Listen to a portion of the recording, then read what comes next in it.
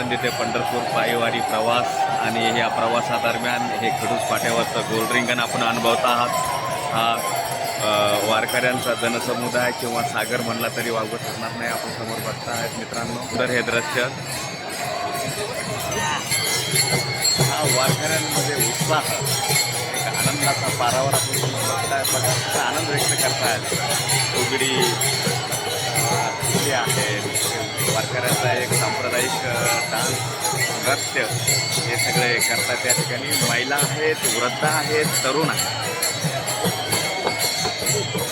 हे रिंगणामध्ये अश्व धावण्यापूर्वी हे जे मानकरी आहेत ते धावता आहेत आणि यानंतर यांच्या पाठीमागं अश्व येणार आहे. समोर आपण बघताय ते या ठिकाणी या पताकाच्या मध्ये ती आपल्याला जी छत्री दिसते, त्या छत्रीखाली माऊलींच्या पादुका एका पालखीमध्ये त्या ठिकाणी विराजमान आहेत. हा दुसरा राऊंड किंवा दुसरा गोल या ठिकाणी पूर्ण करत आहे. बघताय आपण ज्या या गोल रिंगाचा मुख्य आकर्षण आहे म्हणजे तो अश्वच घोडा या ठिकाणी तयार आहे. त्याच्या बाजूला दुसरा घोडा जो आहे तो म्हणजे माऊलीच्या पादुका धारण केलेला घोडा. आणि हे बघा आपण ज्या क्षणाची आतुरतेने वाट बघतो तो असा अश्व या ठिकाणी धावलेला आहे. आपण समोर बघताय हे माऊली, हे अश्व आहे आणि त्या पाठीमागं धावतोय तो माऊलीचा अश्व आहे.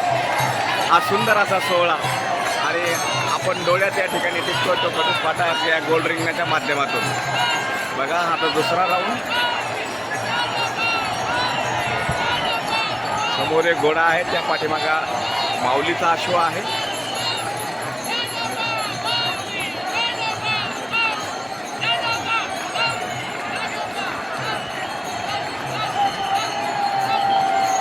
माऊली माऊली माऊली, सर्व भाविक भक्त या ठिकाणी माऊलीचा जयघोष करत आहेत. अशा प्रकारे 3 राऊंड झालेला आहे आणि हा 4था राऊंड देखील या ठिकाणी हे अश्व पूर्ण करत आहेत.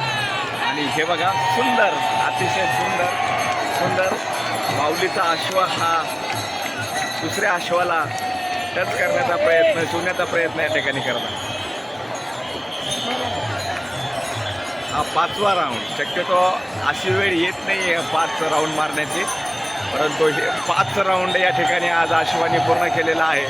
आणि अशा प्रकारे या अश्वाचं हे गोल रिंगण या ठिकाणी समाप्त झालेलं आहे. यानंतर टाळकरी, मृदंग, तुळशी आणि या प्रकारचं रिंगण या ठिकाणी आपण अनुभवणार आहोत.